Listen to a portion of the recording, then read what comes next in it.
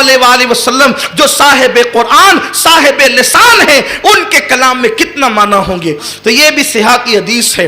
حدیث پاک کا مفہوم یہ ہے، ایک بندہ تھا بنی اسرائیل میں، یہ حدیث حضور خود بیان کریں، یہ حدیث مرفوع ہے، اللہ کے رسول علیہ السلام خود بیان فرما رہے، آقا فرماتے بنی اسرائیل میں ایک شخص تھا، اس نے 99 لوگوں کا قتل کیا۔ 99 لوگوں کا قتل کرنے کے بعد اس کے دل میں ایک بات آئی کہ میں توبہ کروں اور اپنے گناہ سے معافی مانگوں، اللہ کی بارگاہ میں رجوع کروں، توبہ کروں، اللہ سے معافی طلب کروں۔ تو وہ پوچھنے کے لیے کسی بندے کے پاس گیا اور پہنچنے کے بعد کہا کہ میں نے 99 قتل کیے ہیں، 99 لوگوں کو۔ اور قتل کیا ہے؟ قتل یہ ہے کہ کسی نے اگر ایک انسان کو بے گناہ قتل کیا تو گویا اس نے سارے انسانوں کو قتل کیا۔ ایک انسان کا قتل سارے انسانوں کے قتل کے برابر ہے، اور ایک انسان کو زندگی دینا پوری انسانیت کو زندگی دینے کے برابر ہے، یہ قرآن کا اعلان ہے۔ تو اس نے 99 لوگوں کو قتل کیا اور پہنچا ایک صاحب کے پاس، صاحب علم کے پاس، کہا کہ میں نے 99 قتل کیے، کیا میری توبہ قبول ہے؟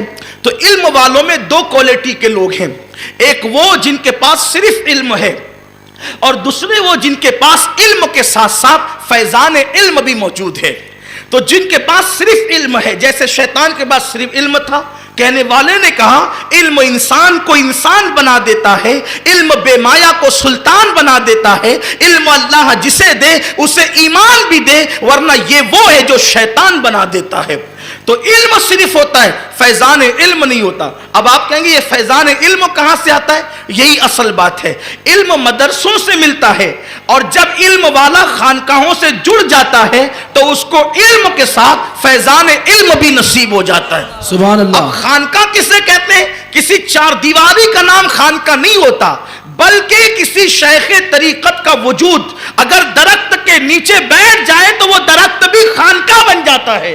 جیسا کہ عارف رومی نے کہا مولوی ہرگز نشد مولائے روم تا غلام شمس تبریزی نشد، جب تک کہ کسی مولوی کو شمس تبریز جیسے کی غلامی نصیب نہیں ہوتی اس وقت تک کوئی مولوی مولائے روم بن ہی نہیں سکتا۔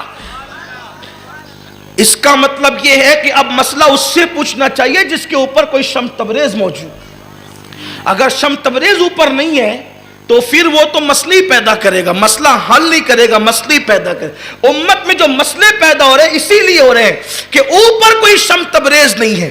الحمدللہ ہمارے اہل سنت میں بڑے بڑے علم والے علم سیکھتے ہیں، لیکن پھر کسی شمس تبریز کی تلاش کرتے ہیں۔ خود دیکھیں امام اعظم ابو حنیفہ 100 مرتبہ خدا کا دیدار کیا ہے خواب میں، ان سے بڑا علم والا ان کے دور میں نظر نہیں آتا، لیکن مرید ہونے کے لیے امام زین العابدین کے صاحبزادے حضرت زید ابن علی کے پاس گئے اور ان سے مرید ہوئے۔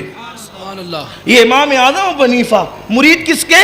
حضرت زید شہید کے، امام باقر کے بھائی کے مرید ہے، چھوٹے بھائی کے، امام جعفر صادق کے چچا کے مرید ہے۔ تو یعنی اوپر کوئی شمس تبریز، بلکہ شمس تبریز کیا، وہاں تو جانے شمس ہے، شمس تبریز وہاں کی غلامی کرتے ہیں۔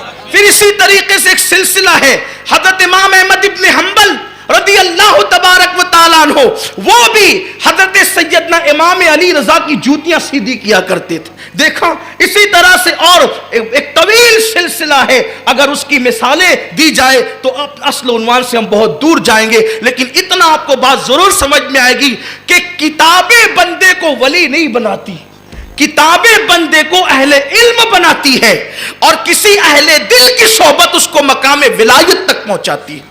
کتابوں سے ولایت نہیں ملتی، ولایت کسی صاحب دل کی جوتیاں سیدھی کرنے کی وجہ سے نصیب ہوتی ہے۔